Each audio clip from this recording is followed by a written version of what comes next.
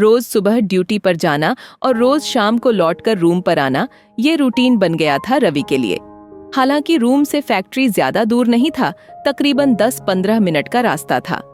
रवि उत्तर प्रदेश का रहने वाला है और करीब 2 सालों से यहाँ नोएडा में एक प्राइवेट फैक्ट्री में काम कर रहा है।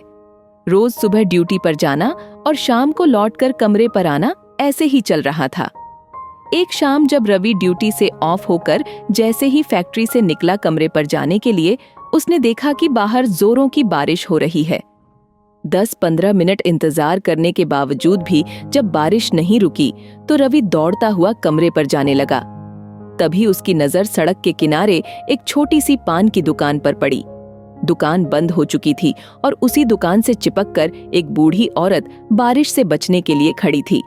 फिर भी वह भीग रही थी और ठंड से कांप रही थी, क्योंकि बारिश के साथ साथ ठंडी हवा भी चल रही थी। न जाने रवि के दिमाग में क्या ख्याल आया, वह रुका और उस दुकान की तरफ बढ़ने लगा। रवि ने उस औरत से पूछा, माँ जी, आप कौन हो और इतनी बारिश में यहाँ क्या कर रही हो? उस बूढ़ी औरत ने कहा, बेटा, मेरा बेटा और मेरी बहू यहीं रहते हैं, इसी शहर में। शादी के बाद से जब से बहू को लेकर यहाँ आया है, तब से ना ही गांव में हमसे मिलने आया और ना ही कोई खबर दी। एकलौता बेटा है मेरा वो। दिल कर रहा था उसे देखने को, इसलिए मैं खुद को रोक नहीं पाई और उससे मिलने चली आई। जब उसकी शादी नहीं हुई थी तब मैं अपने बेटे के साथ एक बार पहले भी यहाँ आई थी।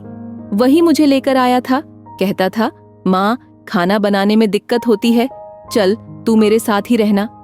फोन भी की थी मैंने उसको कि बेटा, मैं आ रही हूँ तुम्हारे पास।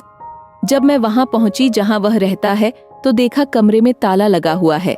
लोगों से पूछने पर पता चला कि वह बहू को लेकर उसके मायके गया है। बहू की माँ की तबीयत खराब है, उसे ही देखने गया है। और बेटा, जब अपना बेटा ही अपने कमरे में ताला लगाकर चला गया है तो फिर ये अनजान लोग क्या पनाह देंगे मुझे? इतना सुनते ही रवि के मुंह से अनायास ही निकल पड़ा, कैसा बेटा है, अपनी माँ को इस हालत में छोड़कर सास को देखने गया है।